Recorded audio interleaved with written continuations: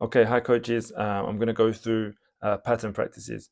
I had a few questions around tactical training and unopposed tactical training.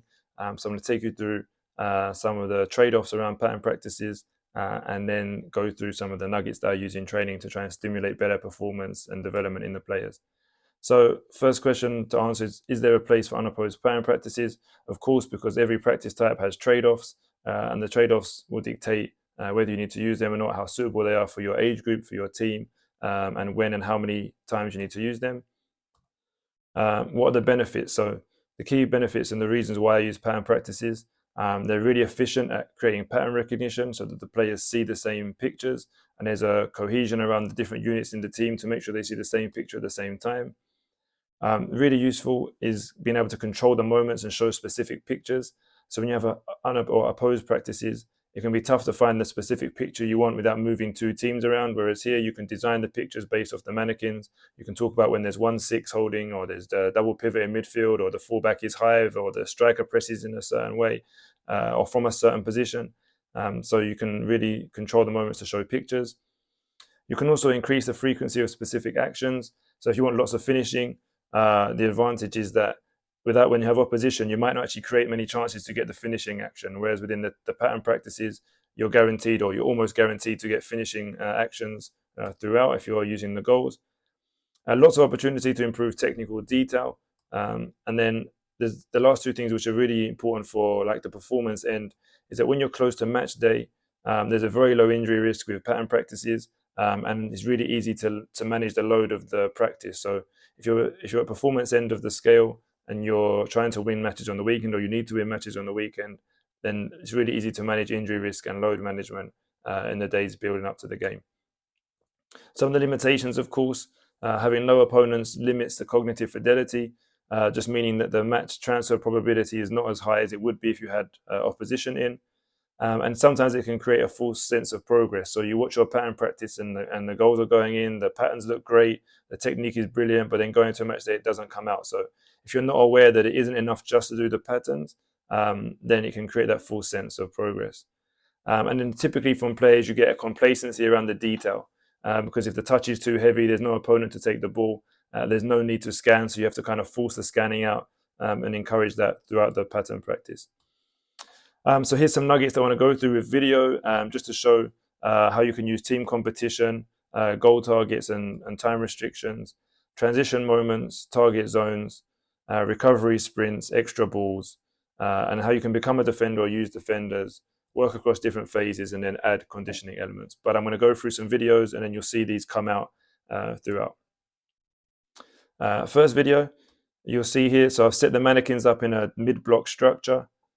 And then I've got two teams. I've got team one in the blue, which you can see there highlighted, and then you can see the green come up in a moment as team two. So now the idea of having the two teams is they have to compete against each other. So the blue team go first, and if they score, the game becomes 1-0. The greens go and then score, then it becomes 1-1. If they don't score, it stays 1-0, etc. And it becomes a competition. So actually the team is really, really pushed to score. And normally I'll do this after I've done some of the pattern walkthroughs. So I'll show the pictures, give them a few attempts at trying the different pictures, and then I'll put the competition in to make sure that the quality goes up. And if they do a pattern and the quality is not there, then I won't let them finish the chance. Or if they do finish, I won't give them the point. We'll make sure the points are only given when there's quality. So you'll see the two teams there. You've seen the mannequins for the structure. You've got target zones there. So these are the zones we want to try and get into before we create and finish. So there's key zones that we use there. And then you'll see the recovery runs element in a moment. So the ball's moving now. You'll see the pattern into the target zone space, movements in the box that we're looking for, and then finish at the back post. And then from there, you might be able to see at the bottom of the screen by the halfway line, the sports scientist is there with his iPad, and he's checking the data to make sure we're getting enough of a physical load across different metrics. So here the players are now going to sprint back, and he'll continuously measure the data coming back from the sprints to check where we're at with each player and if the players are at high enough intensity or speed to meet the requirements in terms of the data targets. So there you'll see the recovery run straight back after the ball's in the net or the ball goes out. It's a full sprint back, and then after that the green team will then go and they'll do the same thing. They'll have their possession, they'll go to attack the target zones, go to score, and then they'll have a sprint back. Moving on to another nugget which we use is we start with transition moments, which just helps a trigger for the build-up movements to start. So it works in a sequence. So before build-up, you'll normally get another phase of the game. So the phase of the game before that we're working on here is the opponent's having a shot. Now, the only thing that's a bit unrealistic about this is we have to let the shot happen, which of course you wouldn't do in a game. But we make sure the players follow up for rebounds, which you'll just see in a moment. So the blue team starting off in their defensive structure. The goalkeeper coach is going to take a shot at the goalkeeper. We have to let the shot happen.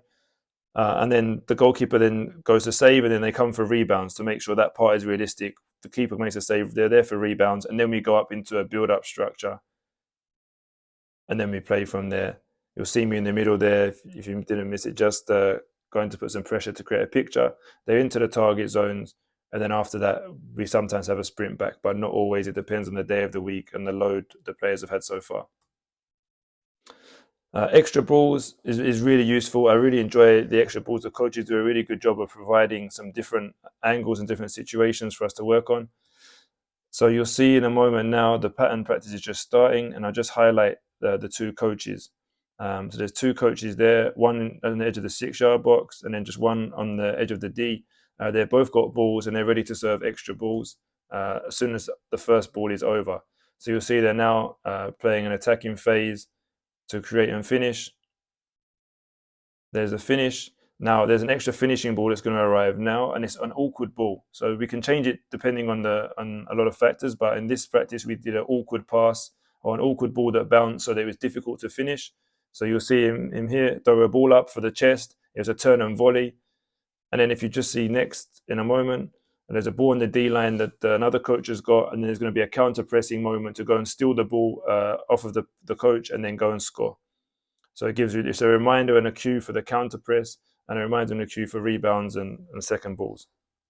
You can also do a long ball that comes for the rest defense. So it's like the rest defense dealing with the counter attack with a direct counter, and then they can play that ball from the rest defense structure vertically and then go and score.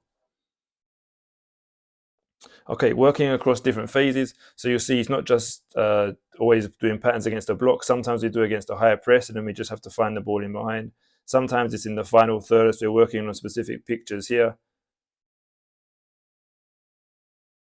You'll see the pattern on the right side. So underlapping run, and then it's movement to finish inside the box. And then we'll sometimes do a second and third ball straight away. And again, sometimes we've had coaches in to give different pictures in here. Conditioning elements. So last 2 points. Conditioning elements are really useful. We've done this with different situations and different types of conditioning for different days of the week and different objectives.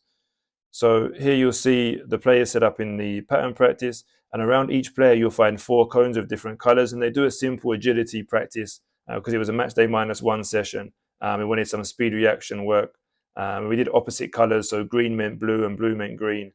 So you'll see them doing that work. And then as soon as that work is done, the first ball can go, and then they go and have an attacking pattern. I think it would last maybe 10 seconds max, this part. And then once that's done, first ball goes, and they go and play and resume patterns from there. And then last part, it's just becoming a defender yourself, or using coaches or teammates to try and actually paint specific pictures. So here you'll see me just highlighted in blue. And I just wanted to show this really specific picture of underlapping on just behind the fullback. So not being too far away, just behind the fullback, really tight, and just making the underlapping run into the space, and then making sure you can now face the goal when receiving the ball.